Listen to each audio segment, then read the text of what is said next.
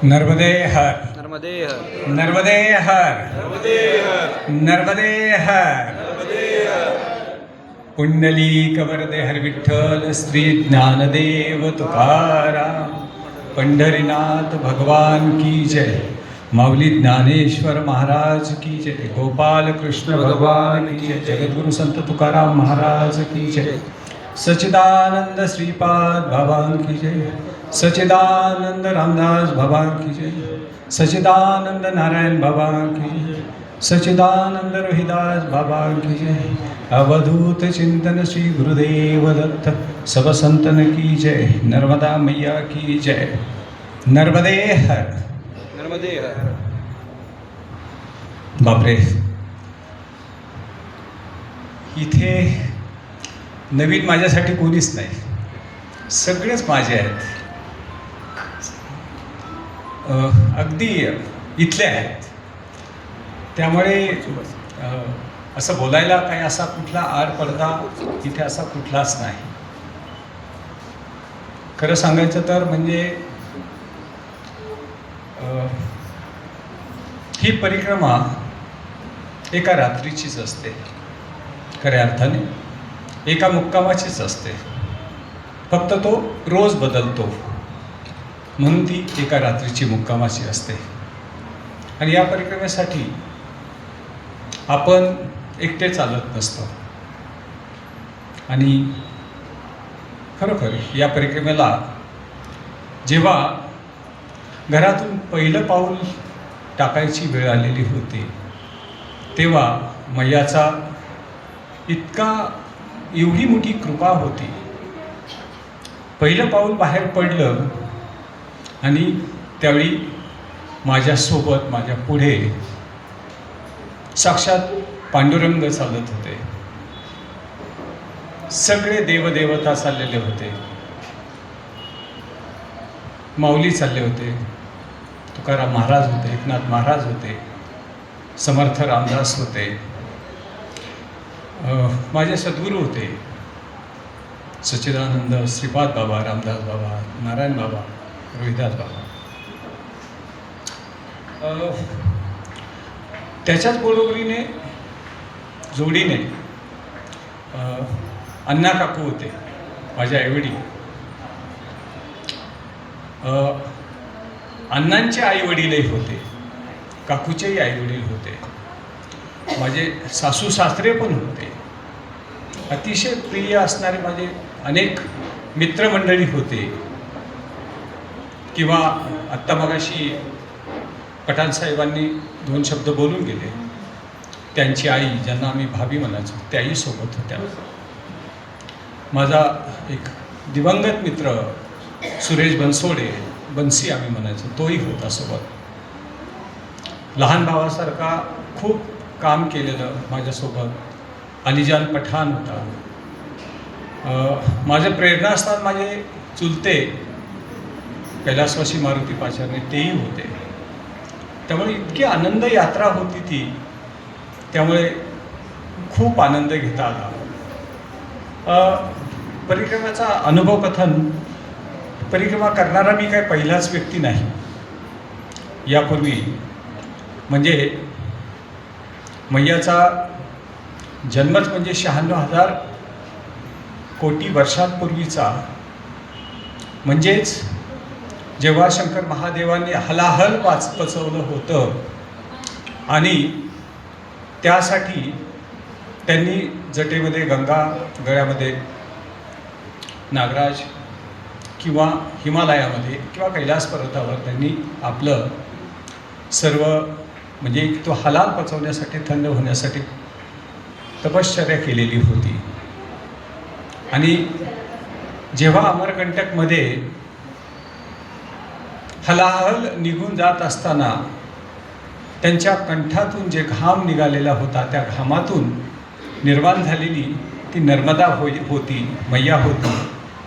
आणि ज्यावेळी नर्मदा मैयाचा जन्म झाला तेव्हा तो शंकर भगवानांचा दाह समाप्त झालेला होता. आणि नर्मदा मैयाने खूप तपश्चर्या केलेली होती. आणि तपश्चर्येमध्ये शंकर महादेवांना वरदान मागितलेलं होतं. तर काय तर इतर सर्व म्हणजे या पृथ्वी तलावावर जे काही जलस्तोत्र आहेत त्याच्यामध्ये सगळ्यात जास्त आपण आपल्याकडे गंगा यमुना सगळ्या सरस्वती या नद्या आपण पवित्र मानतोच. त्यांच्यामधल्या स्नानाने आपण पवित्र होतो. कदाचित आपण त्याच्यातून आपण पापक्षालन होतं.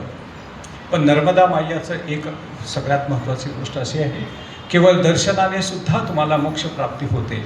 अशा स्वरूपाचं मैयाचं ते सुंदर असं रूप आहे आणि त्यानुसार अनेकांना त्याची अनुभूती आलेली आहे. त्यामुळेच कदाचित अनेक शेकडो वर्षांपासून नर्मदा मैयाच्या दर्शनासाठी देवदेवता ऋषी मुनी संत महात्म्य यांनी सुद्धा त्या ठिकाणी आपण मैयाच्या दर्शनासाठी आलेले होते. नवे नवे दर्शनासाठी नाही, तर त्यांनी त्या मैयाच्या किनारी अनेक शेकडो वर्षांची, काही तपस्वींनी ते हजारो वर्षांची तपश्चर्या केलेली आहे. कदाचित आजही अश्मस्वरूपामध्ये असणारी उपलब्ध तिथे असे अजूनही महात्म्य आहेत. त्यांची आजही तपश्चर्या चाललेली आहे. ती अजूनही अखंड अशा स्वरूपाची चाललेली आहे. ती यासाठी आहे. मग आपण तर किती क्षुद्र जीव आहोत आणि हा जीव आपल्याला इथे माझं भाग्य खूप चांगलं की जरी सद्गुरू श्रीपाद बाबा, रामदास बाबा, नारायण बाबा, रोहिदास बाबा यांचा फार सहवास नाही लाभला, पण त्यांचे आशीर्वाद लाभले, त्यांचा अनुग्रह मिळाला, दर्शन मिळालं. परंतु त्याच सद्गुरूंना प्रत्यक्ष रात्रंदिवस अनुभवलेली इथे 3 महात्म्य आहेत आणि हे 3 महात्म्य इथे गुरुवर्य हरिभक्तपरायण मगर सर, रघुनाथ दादा, प्रभुने सर आणि हे या मंडळींनी बाबांचा प्रत्यक्ष सहवास लाभलेला आहे. खूप त्यांचा ज्ञान घेण्यासाठी केलेला आहे. मी तर कदाचित म्हणेन तुम्ही आम्ही कदाचित यापूर्वी आपल्याला ते भाग्य लाभलं नाही की म्हणजे छत्रपती शिवाजी महाराज असो, डॉक्टर बाबासाहेब आंबेडकर असो, महात्मा गांधी असो किंवा जे संत महात्मे आहेत त्यांना प्रत्यक्ष पाहण्याची आपल्याला कधी संधी मिळाली नाही. परंतु यांनी त्या सद्गुरूंचा प्रत्यक्ष सहवास लाभलेला आहे. त्यामुळं मी असं म्हणू इच्छितो की यांनी म्हणजे ही माणसं म्हणजे सूर्य पाहिलेली माणसं आहेत. मग तरीही आणि आज त्यांचा सातत्याने सहवास लाभतो आहे, त्यांचं मार्गदर्शन लाभतं आहे आणि त्यांच्या सहवासामुळे अजूनही आपल्यातली म्हणजे की जे काही उणिवा आहेत त्या कमी करण्यासाठी आपल्याला खूप मोठी मदत होत असते. इथे मी मगाशी म्हटलं इथे सगळेच माझे जवळचे आहे, आप्त आहे, स्वकीय आहे. बहिणी बाळा इथे आलेल्या आहेत. अशा वेळी आली का? त्याचबरोबरीने मानलेल्या नुसत्या म्हणण्यासाठी म्हणून नाही, पण खरोखरच्या भगिनी मगर सरांच्या 3 मुली साधनाताई आहे, वर्षाताई आहे, प्रभूताई आहे आणि त्याचबरोबरीने चैतू बडोद्यावरून आली. टिंकू आत्ता बोलतीच आपल्या तुमच्याशी. इकडे मीनाताई परदेशी आपल्या पुणे महानगरपालिकेची ती मागच्या वेळी राष्ट्रवादीकडून नगरसेविका झालेली. जवळची आमची ताई जरा उभी राहा. ही आमची सगळ्यांची ताई आहे.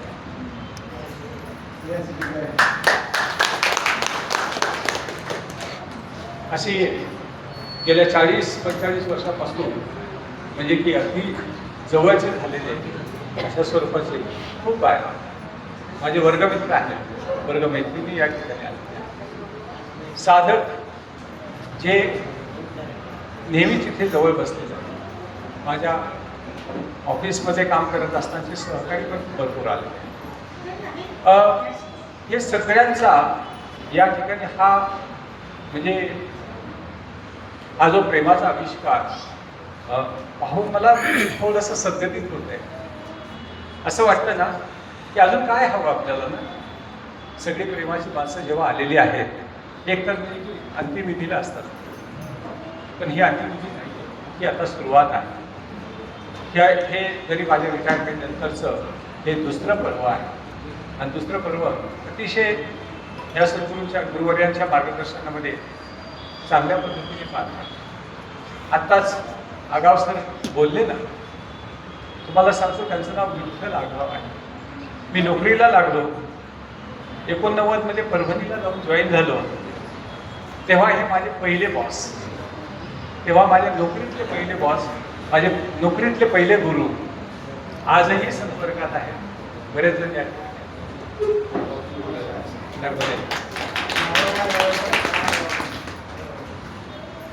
असे अनेक जण आहेत आणि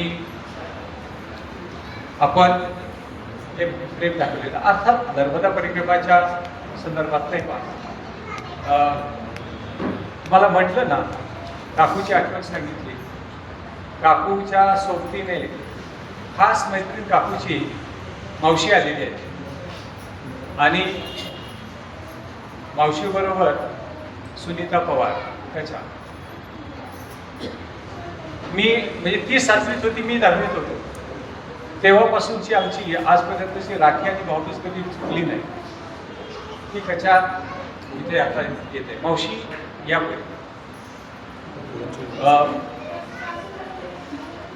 नर्मदा परिक्रमा तर मार्कंडेय ऋषींनी सुरू केलेली होती. मला माहिती आहे की त्यांना उशीर होत आहे आणि मी जास्त वेळ घेणार नाही, परंतु असा म्हणजे वेगळा असा काही नाही. अनेकांनी परिक्रमा केलेली आहे. मी पहिला आणि शेवटचा माणूस नाही, परंतु माझ्यासाठी फार वेगळा अनुभव होता. ज्या काही सद्गुरूंच्या कृपेने जे मला नाम लाभलं होतं त्याचा सातत्याने नाम घेण्याची मला पूर्ण संधी मिळत गेली आणि त्यामुळे म्हणजे जीवनाचं एक खूप महत्त्वाचं म्हणजे की एक चित्र माझ्या डोळ्यासमोर स्पष्ट दिसू लागलं आणि खूप आनंद घेतला. तो आनंद घेण्यासाठी म्हणजे आपण सगळ्यांनी जी काही मला परवानगी दिली किंवा सगळ्यांचं जे पाठबळ मिळालं, जितकं तुम्ही प्रेमाने मला नेहमीच म्हणजे जवळचं मानलं. या परिक्रमेच्या अनुषंगाने जर विचार केला, अनेक जणांनी म्हटलेलं आहे, कोणी 2600 म्हणतं, 3000 म्हणतं, 3500 म्हणतं किंवा 4000 किलोमीटरचा प्रवास आहे. आणि हा आहे बऱ्यापैकी खडतर आहे, पण सगळ्यांना सहज शक्य आहे. पाहिलंय मी त्या ठिकाणी साधारण 70-80 वयापर्यंतचे लोक केलेले आहेत. म्हणजे बंगुम लंगेगिरी या पद्धतीने अनेक जण अनेक व्याधी असताना सुद्धा त्या परिक्रमेमध्ये सामील झालेले होते. त्यामुळे तुम्ही आम्ही सुद्धा करू शकतो आणि त्याचा आपल्या जीवनावर खूप मोठा परिणाम होत असतो. आणि सद्गुरूच्या कृपेने जो मला अनुभूती आलेली आहे, कदाचित काही गोष्टी त्या माझ्यासाठीच असतील. जशा आपण पती पत्नीच्या ज्या काही वैयक्तिक गोष्टी असतात त्या त्यांच्यासाठीच असतात, तशा त्या देवाच्या आणि माझ्यासाठी असतात. परंतु काही अनुभव नक्कीच खूप सुंदर होते. त्या परिक्रमेमध्ये सातत्याने पूर्णपणे वेगळं जीवन आपण जगत असतो. इथे तुम्ही तुम्ही झोपडीत राहा किंवा कुठेही राहा, पण त्या ठिकाणी एक वेगळ्या प्रकारचं सुखाशील आणि रोजच्या पद्धतीने आवडीचं आपल्याला हवं ते सगळं मिळणारं असतं, पण तिथे मात्र नसतं. आणि तिथे थोडंसं वेगळ्या पद्धतीने असतं. फक्त त्या मैयाची कृपा, मैयाचे आशीर्वाद समजून जे मिळालेलं आहे, मग ते अन्न असो, पाणी असो किंवा तुम्हाला निवारा असेल, झोपण्यासाठी जागा असेल, जो रस्ता असेल, जो मार्ग असेल, ती मैयाची कृपा आहे, तिचा आशीर्वाद आहे, तिचा प्रसाद आहे. तो समजून घेतला तर अतिशय मधुर अशा स्वरूपाचा त्याचा आपल्याला आनंद मिळत असतो. आणि तो मी मात्र खरोखर परिपूर्णपणे घेतला.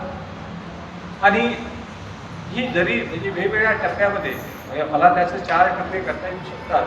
11 नोव्हेंबरला जेव्हा मी ओंकारेश्वरला पहिल्यांदा मामा मामींच्या सोबतीने केलं, खरं तर म्हणजे की ही नर्मदा परिक्रमा करण्याची प्रेरणा आमचे सगळ्यात धाकटे मामा नारायण मामा आणि संगीता मामा या दोघांच्यामुळे प्रेरणा मिळाली. इथे माझे थोरले मामा पण आले आणि ते आपलं दिंडीचे चोपदार आहेत. त्यांच्यामुळे प्रेरणा मिळाली आणि निश्चय अगोदरपासूनच केलेला होता की रिटायरमेंटनंतर सगळ्यात पहिल्यांदा परिक्रमा करायची. कारण माझं राहिलेलं होतं, खूप राहिलेलं होतं. गेल्या 25-30 वर्षांपासून बाबांनी जो अनुग्रह केलेला होता, दिलेला होता आणि त्या अनुग्रहाचं नामस्मरण करण्यासाठी सातत्याने जो काही प्रयत्न करायचो, पण आपण व्यावहारिक जगामध्ये वावरत असताना त्याचा परिणाम होण्याच्या आम्ही जेव्हा चिंतनाला बसतो तेव्हा संसार आणि प्रापंचिक आणि जे काही सामाजिक गोष्टी आहेत त्याच नजरेसमोर समोर यायच्या.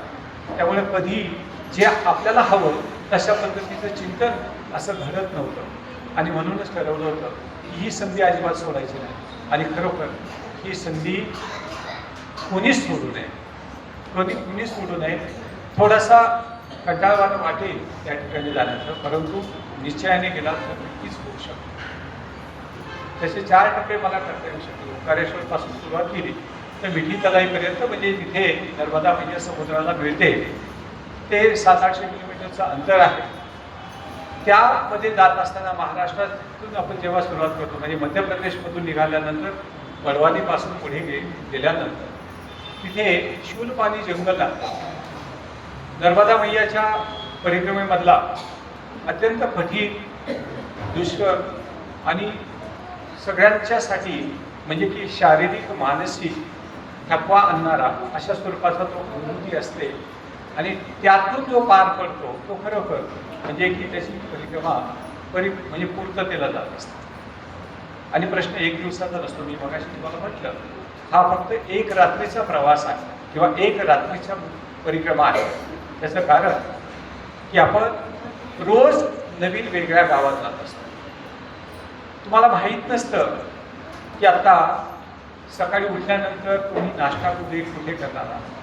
नाश्ता करायचा असेल त्याला बालभोग म्हणतात. दुपारची भोजन प्रसादी तुम्हाला कोणत्या गावात मिळणार आहे, कोणाकडे मिळेल काही माहिती नसतं. सायंकाळी तुम्हाला कुठे प्रसाद मिळणार आहे माहीत नाही, कुठे मुक्कामाला थांबणार आहात, कशा परिस्थितीत राहणार आहात. तुम्हाला त्या ठिकाणी म्हणजे जे काही आपण घरी कोणी आपापल्या अगदी तुम्ही गोधडीवर झोपत असाल तरी आपला माइंडसेट असतो त्या ठिकाणी. आपल्याला ती एक कम्फर्ट झोन असतो, त्यामध्ये राहण्याची आपल्याला सवय असते. परंतु तिथे कुठल्याही प्रकारचा कम्फर्ट झोन नसतो. इथे आपण सगळेजण म्हणजे तिथे एकसारखे झालेले असतात. तिथे कुणीही उच्च पदस्थ नसतो आणि कोणीही छोटा नसतो. आणि हा प्रत्येक वेळी आपल्याला एक वेगळ्या प्रकारचं चॅलेंज देत असतं आणि म्हणूनच ती अतिशय खडतर पण समजली जाते. आणि त्या परिक्रमेमध्ये आपल्याला म्हणजे की आपलं मानसिक संतुलन बिघडण्यासाठी अनेक कारणं समोर येत असतात आणि त्या कारणाला म्हणजे आपण घेऊन बोलत असतो. आता खरं तर मला बऱ्याचशा गोष्टी बोलायच्या होत्या आहेत, अनेक अनुभव आहेत, परंतु 2-4 गोष्टी तिथल्या लोकांचं दातृत्व किंवा त्यांची देण्याची वृत्ती आणि मग आपण किती क्षुद्र आहोतो याची जाणीव त्या ठिकाणी अतिशय कमी साधनं असताना सुद्धा ते राहतात. आदिवासी पाड्यांमध्ये जेव्हा शूलपाणीमध्ये जातात किंवा तुम्ही पुढील जंगलांमध्ये जाता तिथे काहीच नसतं. कुठेतरी दूरवर एखादी झोपडी असते, आपण जात असतो, नर्मदे हर म्हणतो, तहान लागलेली असते, भूक लागलेली असते आणि सहज आपण तिथे विसावा म्हणून घ्यायला गेलो तरी ते म्हणतात बाबाजी आओ ना, चाय प्रसादी लीजिए, भोजन प्रसादी लीजिए.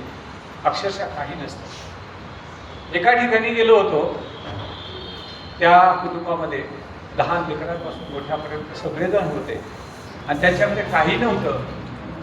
तर त्या माऊलीने समोरच शेत होतं त्या शेतात जाऊन अक्षरशः माझ्यासमोर जाऊन तुरीच्या शेंगा काढून आणल्या, एका पातेल्यात उकडल्या आणि त्या उकडलेल्या शेंगा माझ्यासमोर ठेवल्या आणि म्हटले, बाबाजी इतना तुम्ही प्रसाद दिजिए. काय गोड लागल्या त्या तुरीच्या शेंगा म्हणून सांगू. हा अनुभव केवळ म्हणजे तिथेच मिळू शकतो. एका कुटुंबामध्ये आम्ही गेलो होतो.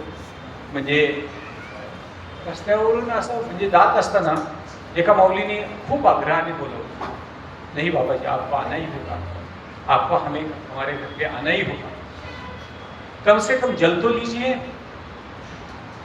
जल लीजिए और तुरंत चली जाइए. आम्ही त्यांना म्हणत होतो, नहीं नहीं हमें देर हो चुकी है, अभी सूर्यास्त होने जा रहा है, हमें पहुंचना है, आश्रम जाना है. तर ते म्हणत होते की नहीं नहीं बाबाजी आप केवल जल लीजिए, अगर जल लेने तक अगर चाय बनती है तो चाय प्रसाद भी लीजिए. आणि मग बसवलं आणि आम्ही घेत म्हणजे चहा पीत असताना की त्या कुटुंबातले आजोबा आजी, त्यांची 3-4 मुलं, त्यांच्या सुना, त्यांची नातवंड अक्षरशः सगळे समोर आले, पाय धरून बसले. बाबाजी आज हमारे घर पे रहिए, आज हमारे घर पे जो भी मिलेगा वो प्रसाद पाइए. इतका आग्रह, इतका प्रेमळ आग्रह. आणि ते घर म्हणजे चंद्रमौळी घर होतं. नाही म्हणता नाही आलं, थांबलो आम्ही इतकं. आणि त्यांनी त्यांच्या घरातलं जे काही वेस्ट असतं, जसं जावयाला आपण सगळ्या गोष्टी चांगल्या करू इच्छितो तशा पद्धतीचं त्यांनी ते भोजन प्रसादी बनवले. काय गोड लागलं म्हणून सांगू, खूपच सुंदर. अजून एका ठिकाणी गेलो होतो. त्या माऊलीने शेतमजुरी करत होती. आणि शेतमजुरी करत असताना दिवसाला साधारण 10 ते 15 किलो कापूस तोडायचं काम करायचे. आणि 1 किलो कापूस तोडला म्हणजे वेचण्याचं काम करायचे. 1 किलो कापूस वेचला तर त्याला 1 किलोच्या कापसाला 10 रुपये मिळायचे. 100-150 रुपये दिवसाची मोठ्या मुश्किलीने तिची मजुरी बनायची. आणि आम्हाला 5 जणांना तिने घरी जेवायला होतं. मी त्यांना म्हणत होतो कि मैया जी आप रहने दीजिए, आपके घर पे हम चले आते हैं, हमें कोई बात नहीं, हम जल लेंगे, चाय लेंगे. नहीं नहीं बोले, आप हमारे घर पे आज भोजन प्रसादी ही लेना है. म्हणजे तेव्हा सुद्धा त्यांचा हे मोडवला नाही. आणि जेव्हा त्यांच्या घरी जेवण केलं, खरोखर खूप छान बनवलं होतं त्या मैयाने. साधं डाळ वरणच होतं आणि चपात्या होत्या, परंतु अतिशय उत्कृष्ट अशा प्रकारचं भोजन. मी अशा प्रकारचे भोजन कधीच नव्हतं खाल्लं. मला कल्पना आहे, खूप ठिकाणी फिरलोय मी. म्हणजे आपल्याला माहिती आहे क्रिकेट असताना गौसर आहे, डॉक्टर गेडाव साहेब आहे, स्वातंत्र्य साहेब आमचे मित्र इथे आले आहेत. साधारणपणे महिन्याला माझा 2-3 हजार किलोमीटर सहज प्रवास व्हायचा. असं 34 वर्ष मी ते केलेलं आहे. त्यावेळी अनेक ठिकाणी फिरलोय, अनेक ठिकाणी गेलोय, अनेक ठिकाणी अनेक लोक भेटली, खूप ठिकाणी जेवलो. जे तुम्हामापेक्षा जे काही सामान्यमध्ये भेटतं त्याच्यापेक्षा अतिशय चांगलं मिळालेलं आहे. पण त्या ठिकाणी त्या माऊलीच्या हातचं खाल्लं त्याला खरोखर तोड नव्हतं अशा स्वरूपाचं. असंच एका माऊलीच्या घरामध्ये, त्याच्याकडे काहीच नाही. जंगलामध्ये मी एकदा चुकलो, रस्ता चुकला माझा. त्यामुळे माझा जंगलामधला 3 किलोमीटरचा प्रवास जिज्ञासा थोडासा वाढला.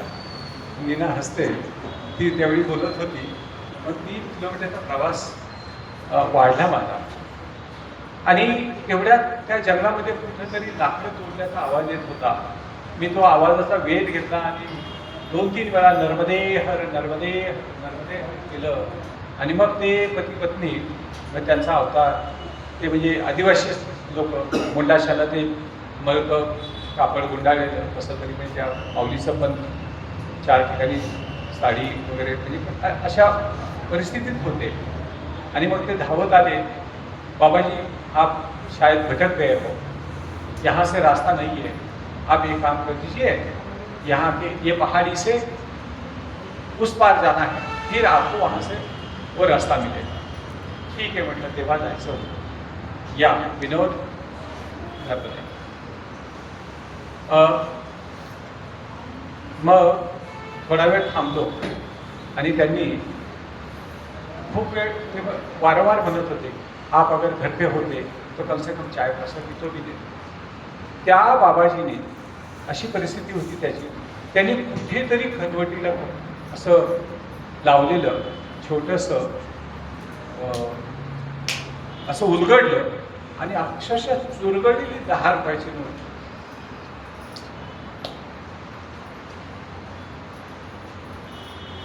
काय तिला आलं.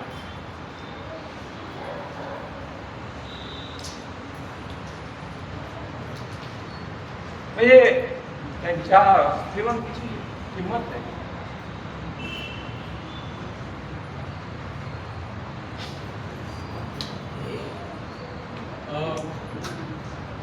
खूप सुंदर म्हणजे अशा स्वरूपाचा माझा सातत्याने अनुभव.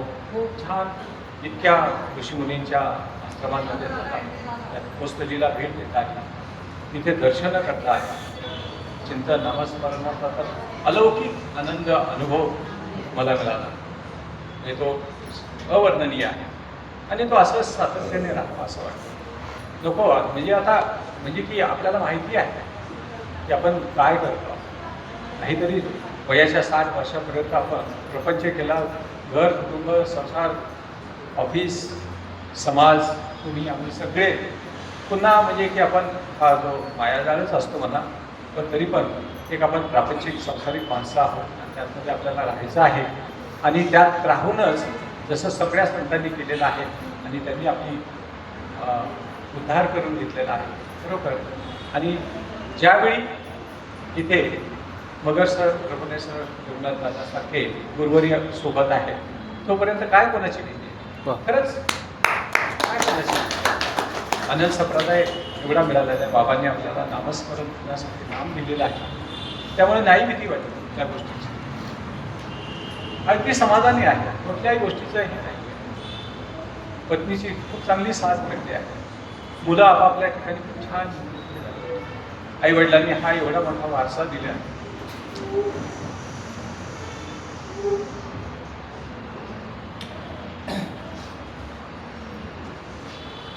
कोणाला मिळते अशी संपत्ती. म्हणून मी खूप भाग्यवान आहे. अनेक बाबतीत मी भाग्यवान आहे. एक नक्कीच म्हणजे की आभार मानावं असं वाटेल की माझ्या परिक्रमेमध्ये ज्या ज्यावेळी हे पाणी असो, चहा असो, भोजन असो, तुमचा निवारा असो, थंडी वारा काय काय असताना सुद्धा ज्या ज्या लोकांनी तिथे निवारा दिला, सहारा दिला, त्यांचं कोटी कोटी धन्यवाद. किंवा तिथे धन्यवाद मानलं तरी राहू शकत नाही. सोबतीला माझ्या बॅगमध्ये आता मी आणलेलं होतं, जास्त वेळ नाही आहे, परंतु सगळ्यात पहिल्यांदा म्हणजे की माझ्यासोबत जे काही होतं त्याच्यामध्ये खरोखर तुम्हाला आश्चर्य वाटेल, पण नक्कीच त्या गोष्टींचं सुद्धा मला आभार मानायलाच हवं. मी 4 महिन्यामध्ये जो सँडल लिहिला होता त्या सँडलने एकदाही तगा दिला. मी पाहिलं आहे परिक्रमेमध्ये प्रत्येक वेळी प्रत्येक जणांचे 3-4 वेळा शूज चप्पल सँडल असे बदलावे लागतात. मला बदलावे नाही लागतात. कुठेही मला अडथळा आला नाही, कुठे माझा पाय मुरगळला नाही. अगदी निर्विघ्न स्वरूपाची माझी परिक्रमा झाली. जरासुद्धा कुठे खचडलं नाही किंवा काही नाही. अगदी परिक्रमा सुरू व्हायच्या आदल्या दिवशी मानदाता परिक्रमा तिथे करत असताना संगमावर स्नान करत असताना पहिल्याच दिवशी म्हणजे दुसऱ्या दिवशी परिक्रमा उचलायची होती, आदल्या दिवशी त्या याच्यावरून शेवाळावर पाय घसरला आणि त्या अंकुशीत 2 दगड असे घुसले, 2 अशा हे फाटलं, ते रक्त भरभरा निघालं वगैरे. 2-3 दिवस चालायला मला थोडा त्रास झाला, पण प्रत्यक्ष परिक्रमेमध्ये मला कुठल्याही प्रकारचा असा त्रास झाला नाही. पण म्हणजे की त्या गोष्टीने हे केलं. माझ्यासोबत असलेली म्हणजे की ती सॅकमध्ये अनेक गोष्टी होत्या, त्यातमध्ये जेवणाचं ताट होतं. खरं ते अक्षय पात्र आहे, अक्षय पात्र आहे.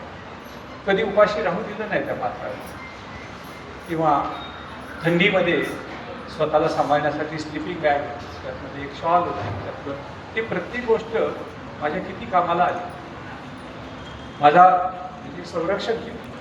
माहीत नसायचं, कुठेतरी कुट्टाला वगैरे झोपायचं, म्हणजे त्या फटींमधून कुठून तरी म्हणजे की पलीकडे त्या फटींमधून अगदी एका फुटावर शेत असायचं, त्यातून उंदरी घुशी वगैरे म्हणजे सगळे पळायचे वगैरे दिसायचे, आपल्याला पाली वगैरे सगळं असायचं, परंतु त्यातून संरक्षण लागलं. असं अनेक गोष्टी आहेत. थोडा म्हणजे बोजा घेत असताना जड जायचं. सुरुवातीला अतिशय एक्स्ट्रीम थंडी असायची.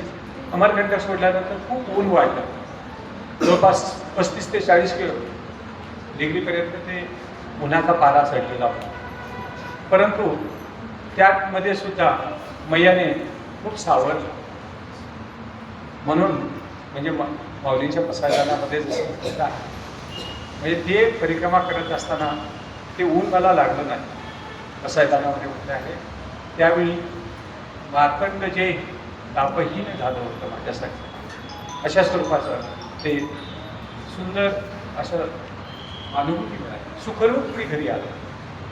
तुमच्यामध्ये परत येत असताना परत आनंद येतो. आणि वारंवार प्रेरणा देण्यासाठी माझे कीर्तनकार आहेत.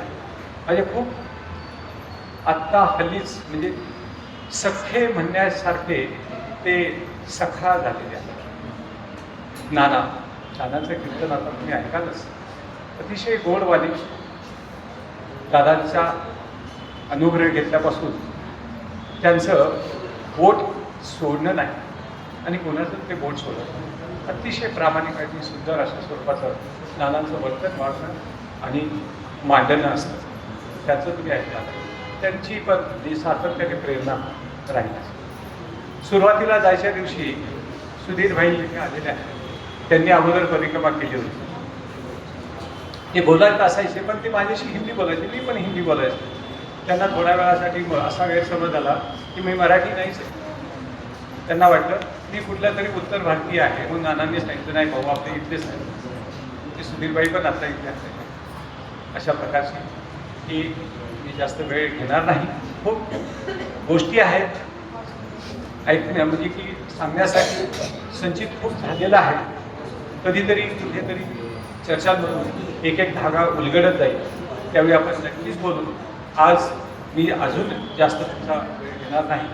नानांचं तुम्हाला खूप चांगलं कीर्तन ऐकायचं आहे आणि त्या कीर्तनाने खरोखर आजचा तुमचा म्हणजे दिवस कारणी लागणार आहे आणि तुम्हाला म्हणजे की ते एक वेगळी अनुभूती तुम्हाला इथे मिळणार आहे.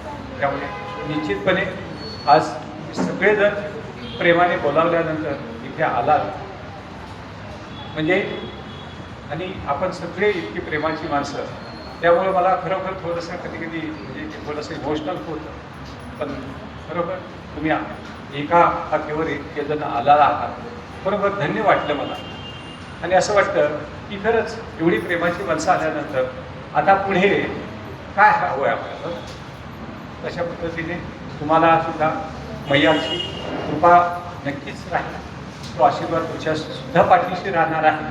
तुम्ही जे काही कार्य करत आहात, जे काही कृत्य करत आहात, कर्म करत आहात, त्याच्यामध्ये मैया तुम्हाला सातत्याने यश, ऐश्वर आणि स्थैर्य आणि आरोग्यसुद्धा देणार आहे. मी तर कृपांकितच आहे. माझे गुरुवर्य सोबत आहे, त्यामुळे मला कधी अशी शंका वाटली नाही किंवा वाटतही नाही. आणि तुमच्या सगळ्यांच्या या प्रेमाच्या साथीवर नेहमी प्रोत्साहन मिळतं आणि मी असाच हळूहळू पुढे सरकत आहे आणि तुमच्या साक्षीने अजूनही पुढे मार्गक्रमण करायचं आहे.